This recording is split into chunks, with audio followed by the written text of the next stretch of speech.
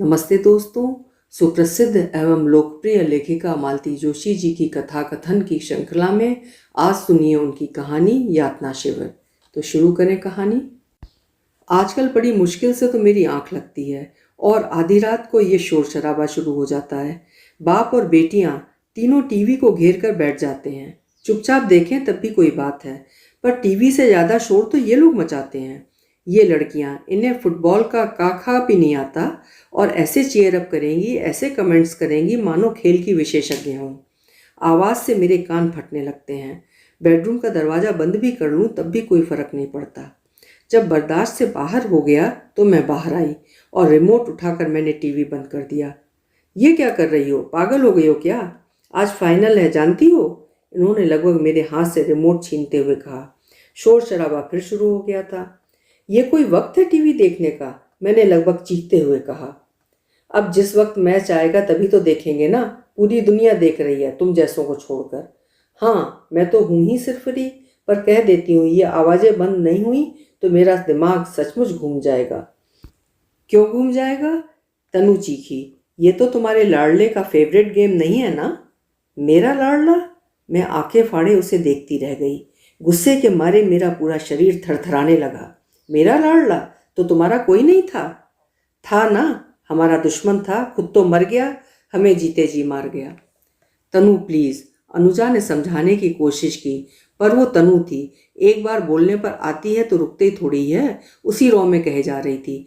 कभी मिल जाए तो पूछूंगी जरूर कि भाई साहब मरने की ऐसी भी क्या जल्दी थी। तनु अब बस करो। इस बार अनुजा की आवाज़ थोड़ी सख्त थी। तनु का आवेश थोड़ा कम हुआ, फिर भी उसने बोलना जारी रखा। पापा प्लीज़, हमारे कमरे के लिए एक टीवी अलग से ला दीजिए। यहाँ तो पूरे दिन मार्शल लॉ लगा रहता है, एक भी कार्यक्रम हम लोग ठीक से नहीं देख पाते। अरे पापा कहाँ गए? सच, ये कब उठकर चले गए थे हम में से किसी को पता नहीं चला। पापा कहाँ गए? कहाँ जाएंगे? अनुजा ने कहा। स्टडी में बैठे होंगे, अपने स्मार्टफोन पर मैच देख रहे होंगे या ट्रांजिस्टर पर कमेंट्री सुन रहे होंगे। बेचारे, उनका इतना सा सुख भी किसी से नहीं देखा जाता। तनु ने उसास भरकर कहा।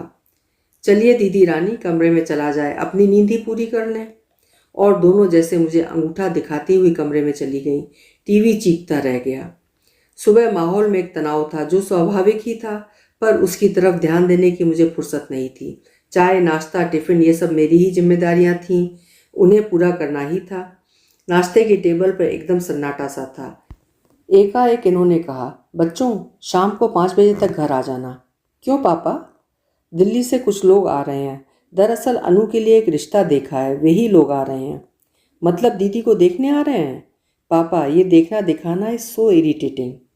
बेटा, इसी बहाने हम भी तो उन्हें देखेंगे। इस मेल मुलाकात का एक जरिया ही समझ लो। मैं तो होटल में व्यवस्था कर रहा था। धत, होटल में नहीं जाऊंगी। अनुजा ने सख्त नापसंदगी जाहिर की। वे लोग भी घर पर ही आना चाहते हैं। घर पर आने से काफ़ी सारी बातें पता चलती हैं।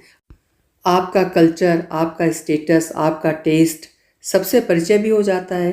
होटल में सब कुछ फॉर्मल रहता है। सो तनु बेटा, तुम जरा जल्दी आकर चाय नाश्ते का देख लेना, दीदी को भी तैयार कर देना। मैं क्या पहनूं पापा? अनुजा ने पूछा।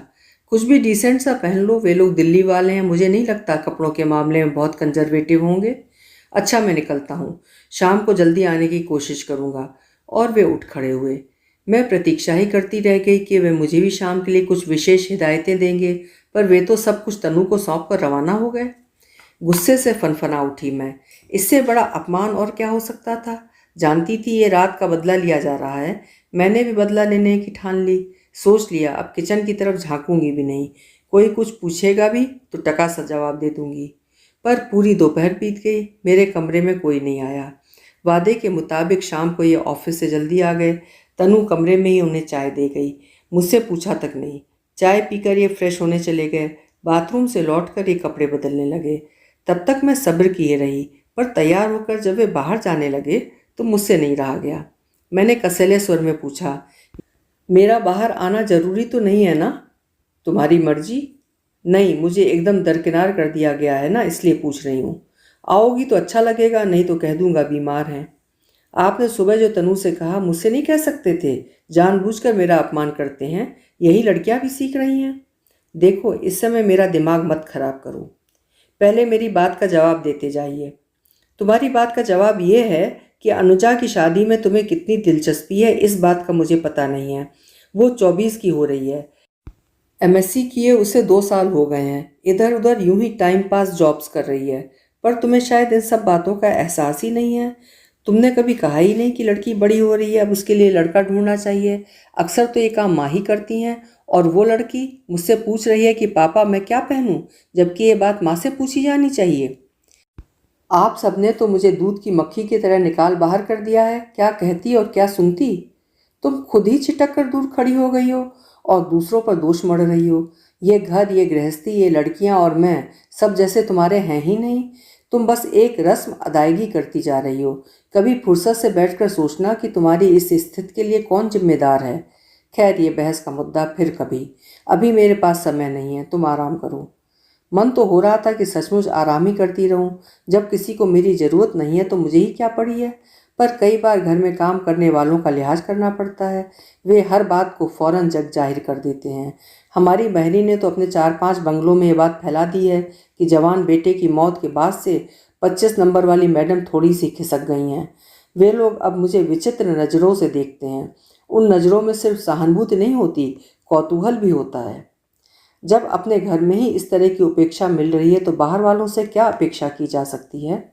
मेरा दुख जैसे सिर्फ मेरा होकर रह गया है, औरों को उससे कुछ लेना देना नहीं है। ठीक 7 बजे तैयार होकर जब मैं बाहर आई तो तीनों मुझे देखते ही रह गए।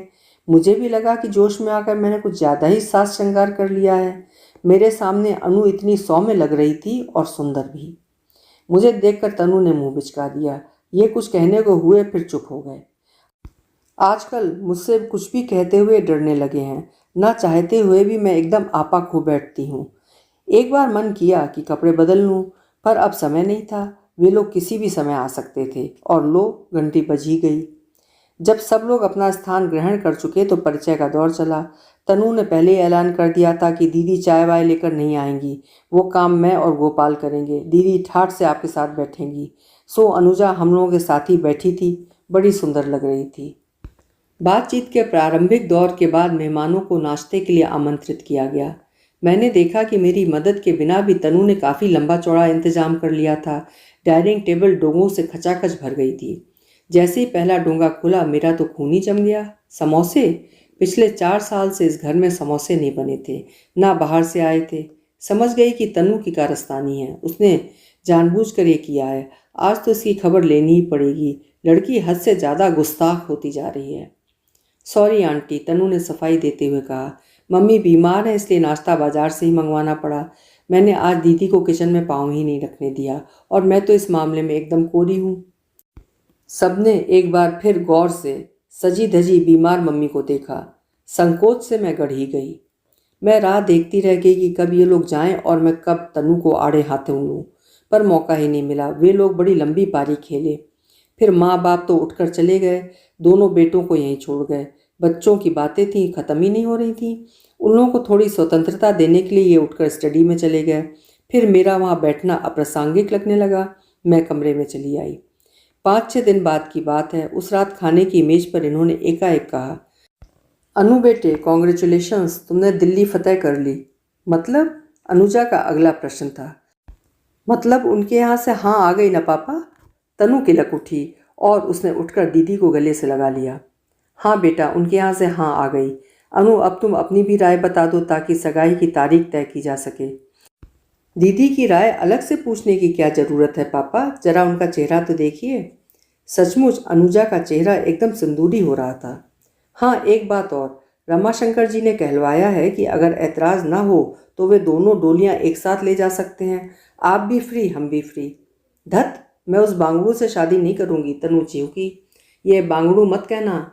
हाँ, इंजीनियर है वो, अगले साल यूएस से जाएगा अगली पढ़ाई के लिए। देखा पापा, अभी सगाई भी नहीं हुई है और उन लोगों की वकालत शुरू हो गई है। वो इंजीनियर या जो भी हो, मैं उससे शादी नहीं करूँगी। बड़ी मुश्किल से तो तुमसे छुटकारा मिल रहा है। तुम्हारे देवर से शादी कर लूँगी तो वहाँ जिठानी बनकर मुझ पर रौब झाड़ोगी, बेचारी मैं। ओके ओके, लड़ो मत। वैसे मैंने उनसे पहले ही कह दिया है कि छुटकी हमारी मेडिकल स्टूडेंट है, वो डॉक्टर दूल्हा ही चाहेगी। ये ठीक किया पापा। और पापा, दीदी की शादी के बाद मैं हॉस्टल शिफ्ट कर जाऊंगी, फाइनल है मेरा। टाइम बेटाइम वार्ड ड्यूटीज़ लगती हैं, घर से जाना बहुत मुश्किल हो जाएगा। पढ़ाई की दृष्टि से भी ठीक रहता है, फाइनल में करीब सभी हॉस्टल चले जाते हैं। मतलब दीदी ससुराल चली जाएगी और तुम हॉस्टल चली जाओगी, मुझ गरीब को इस यातना शिविर में अकेला छोड़ दोगी? ऐसा मत करो भाई, हैव मर्सी ऑन मी। यातना शिविर? इस शब्द को सुनते ही लड़कियों ने जिन नज़रों से मुझे देखा था वो असहनीय थीं। कमरे में आने के बाद भी लग रहा था जैसे वे नज़रें मेरा पीछा कर रही हों। ये काफ़ी देर तक बाहर बच्चों के साथ हंसी मजाक करते रहे। कमरे में आए तब 11 बज चुके थे। उन्हें लगा मैं सो गई हूँ, इसलिए चुपचाप आकर लेट गए, पर मैं तो भरी बैठी थी, कब से प्रतीक्षा कर रही थी। सुनिए, मैंने कहा। बोलो, उन्होंने उन्नीदी आवाज़ में कहा। आज एक बात का फैसला हो जाना चाहिए। अब आधी रात को कौन सा केस लेकर बैठ गई हो तुम? सो जाओ, सुबह देखेंगे। नहीं, इस बात का फैसला आज और अभी होना चाहिए। हाँ बोलो, कहते हुए ये उठ बैठे। आज मैं ये जानना चाहती हूँ कि इस घर में मेरी हैसियत क्या है। मतलब मैं इस घर की एक अवैतनिक नौकरानी हूँ या? साफ साफ कहो भाई, आधी रात को बेमतलब का बखेड़ा ले बैठी हो। लड़के वालों की तरफ से हाँ आई थी, ये बात पहले मुझे नहीं बताई जा सकती थी? तुमने पूछा था? मैं चुप रह गई, क्या बोलती। वे ही बोले, उन लोगों को हमारे यहाँ आए इतने दिन हो गए, तुमने एक बार भी जानना नहीं चाहा कि उनका क्या जवाब आया। तुमने ये भी नहीं पूछा कि लड़का क्या करता है, उसके पिताजी क्या हैं। मेरे ख्याल से तो तुम्हें तो लड़के का नाम भी मालूम नहीं होगा। तुमने तो कभी कोई इंटरेस्ट दिखाया ही नहीं। तुम्हें कोई क्यों कुछ बताए? तुम्हारे अहंकार को ठेस लगी है, इसलिए तुम तिलमिला गई हो। वैसे तुम्हें अनुजा की शादी में रत्ती भर भी रस नहीं है। उस दिन तुम उस महिला के पास इतनी देर बैठी थी, क्या उनसे परिवार के बारे में कुछ पूछा? क्या तुम्हें पता है उनकी बेटी कहाँ ब्याही गई है? उनका अपना पीहर कहाँ है? वे हाउसवाइफ हैं या नौकरी करती हैं? कहने सुनने को 100 बातें थीं, पर तुमने की ही नहीं, मुंह में दही जमाए बैठी रही। उस दिन समोसे देखकर मेरा दिमाग आउट हो गया था। मैं जानती हूँ तनु ने जानबूझकर शरारत की थी और आपकी शह पर की थी। यकीन मानो इसमें मेरा कोई हाथ नहीं है, सारा मीनू लड़कियों ने तय किया था और उन्होंने जानबूझकर किया हो तो इसमें आश्चर्य क्या है। पिछले 4 सालों से इस घर में समोसा नहीं आया, गाजर का हलवा नहीं बना, क्रिकेट की कमेंट्री नहीं सुनी गई। 4 सालों से हमने तनु अनु का जन्मदिन नहीं मनाया, हम लोग कहीं बाहर घूमने नहीं गए, होटल में खाना नहीं खाया।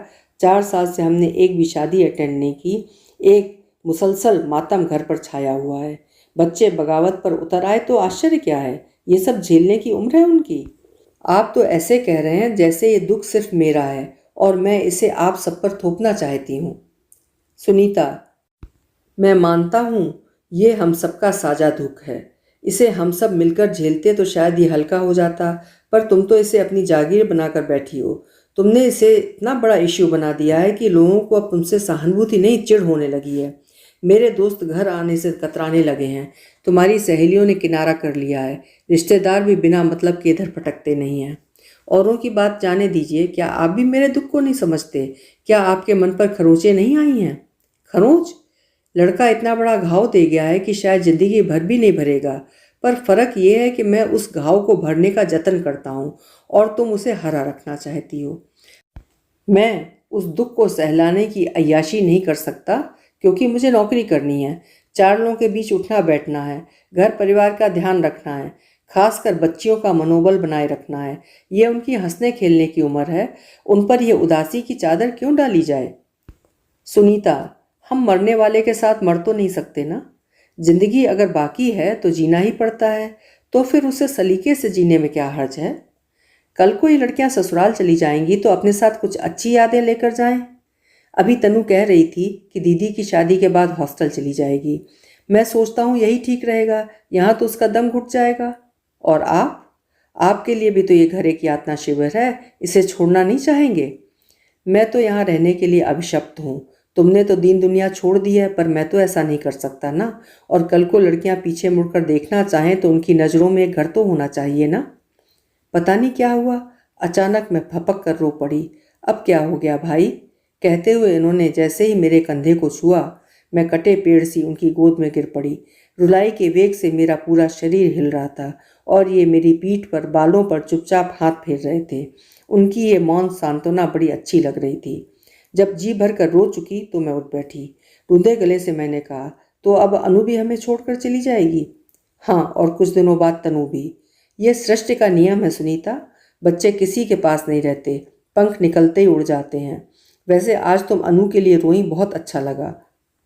मैं तो समझ रहा था कि तुम्हारी सारी संवेदनाएं मर चुकी हैं। इतने दिनों से मैं उपेक्षा का नाटक इसलिए खेल रहा था कि पता तो चले कि तुम एकदम पत्थर हो गई हो या तुम में अब भी कुछ स्पंदन, कुछ दुखदुखी बाकी है। मेरी परीक्षा ले रहे थे? हाँ, और तुम उसमें पास हो गई हो। अब बस एक काम करना, जितने दिन बिटिया घर में है उसे खूब दुलार देना, ताकि यहाँ से जाते समय उसके आंचल में अच्छी सी प्यारी सी स्मृतियाँ हों।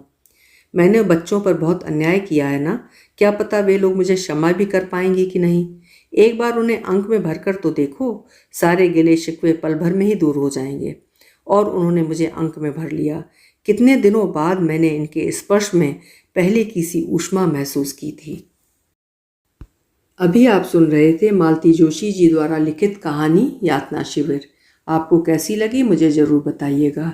फिर मिलूंगी एक अच्छी सी कहानी के साथ। आपका समय शुभ हो, सुंदर हो, मंगलमय हो।